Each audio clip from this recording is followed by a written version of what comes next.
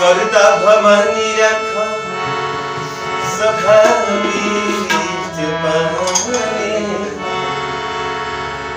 सरदा भवानी रखा सभा बीच पानी, कि दोनों हाथे जोड़ पड़ी पैया मैया, उठिया के हीन बनी दुखिया दीन बनी, पूरा पढ़ैया हे मैया। आइए वो कान्हा जी और राधा जी के होली सुनाओ चाहता नहीं आप सबके।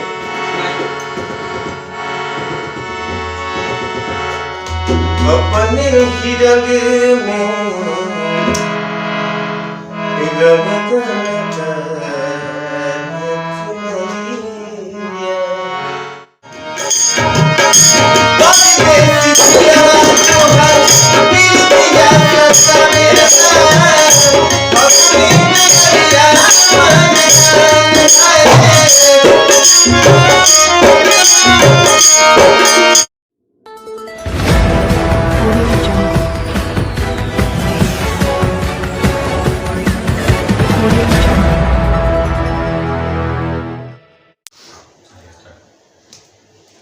हर हर महादेव।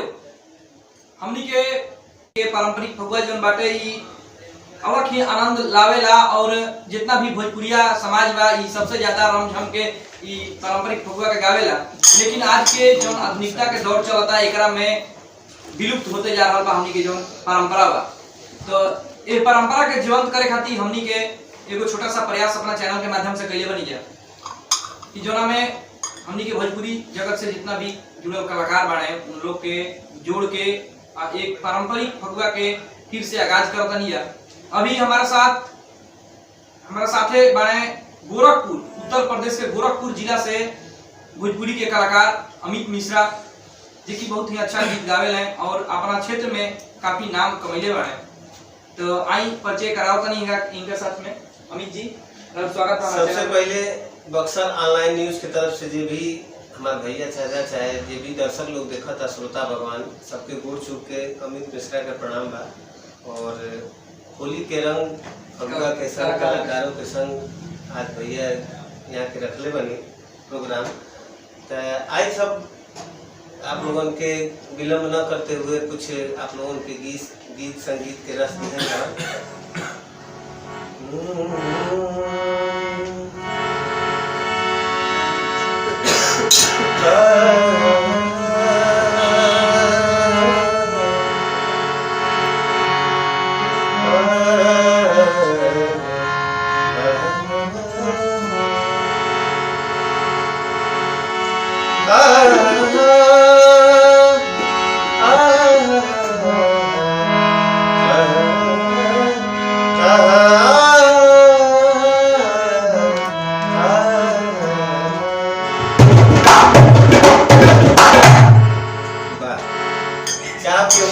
माई के वंदना, माई सरस्वती के वंदना करो। सरदा भवानी रखा सभा बीच पानी,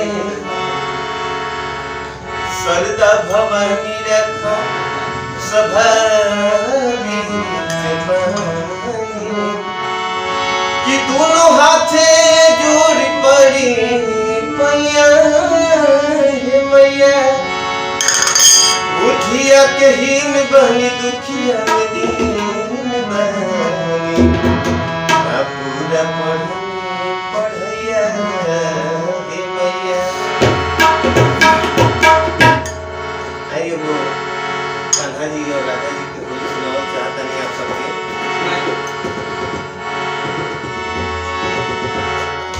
अपने ही रंग में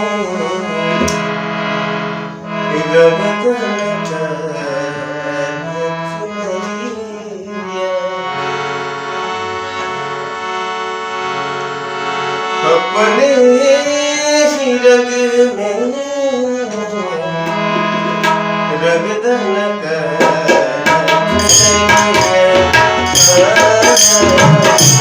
अपने रंग में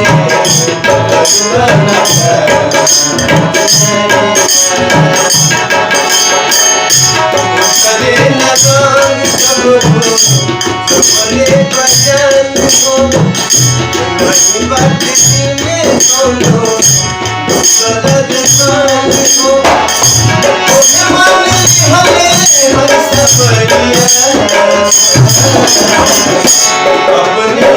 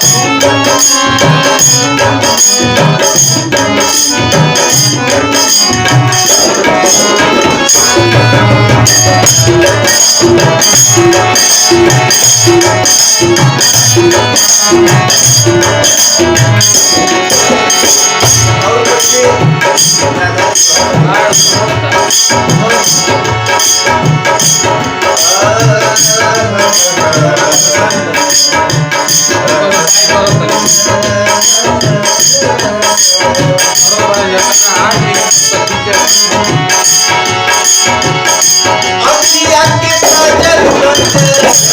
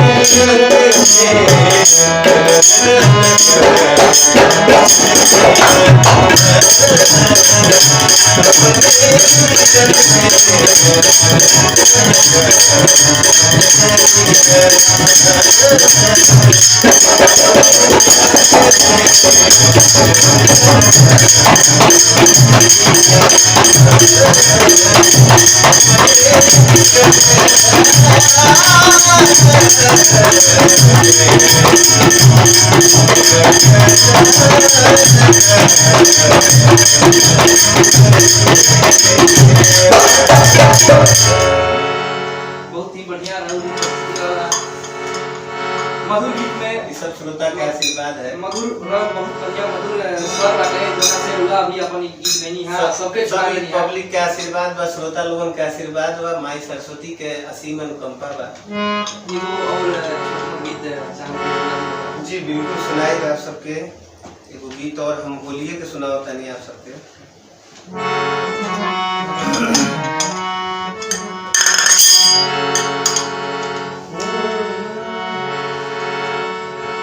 एगो बहुत सुंदर गीत बा आप सबके सुनाओ तनी।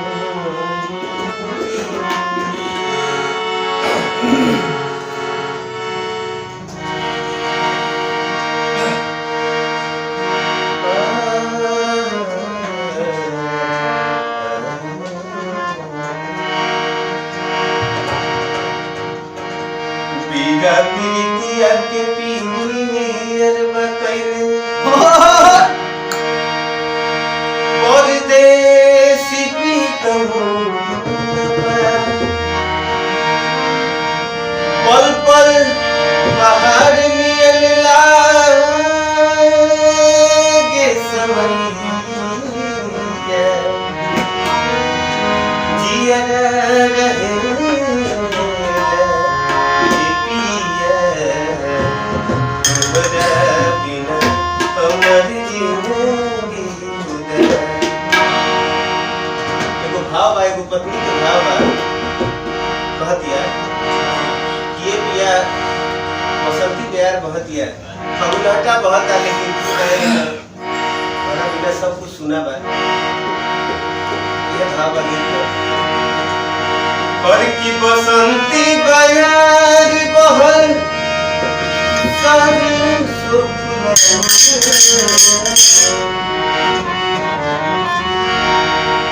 और की बसंती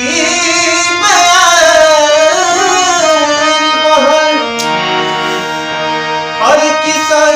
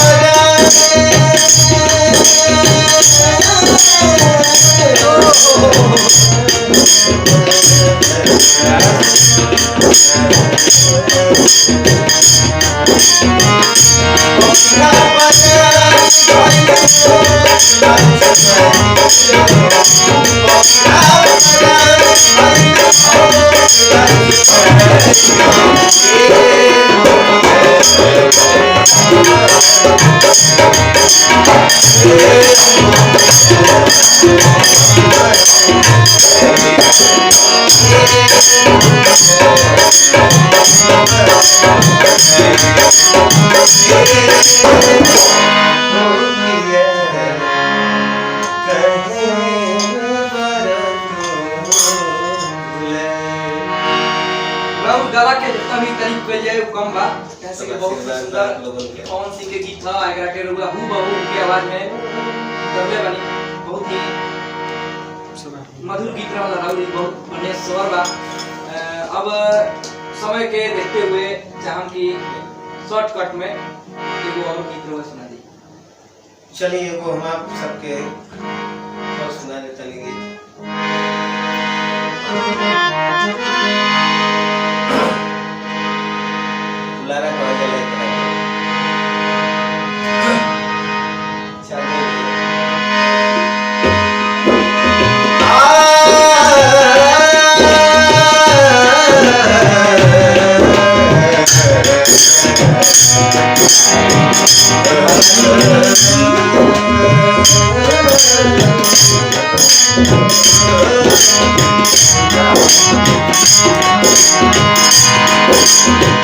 कैसे आई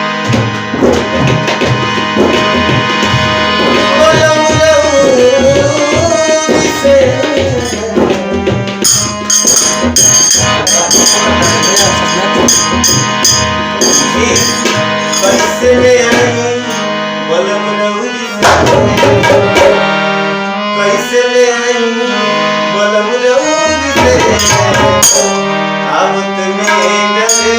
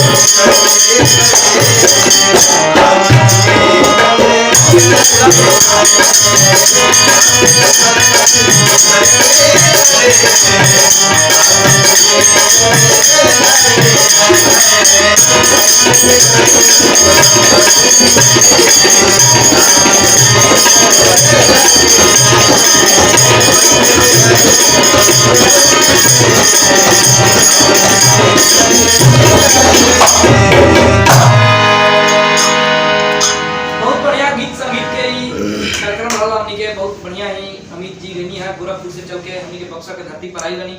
भोजपुरी के कलाकार बनी यहाँ के। बनल रही हमनी के साथ। फिर मिलम जा नया कलाकार के साथ भोजपुरी के नए एपिसोड में। धन्यवाद।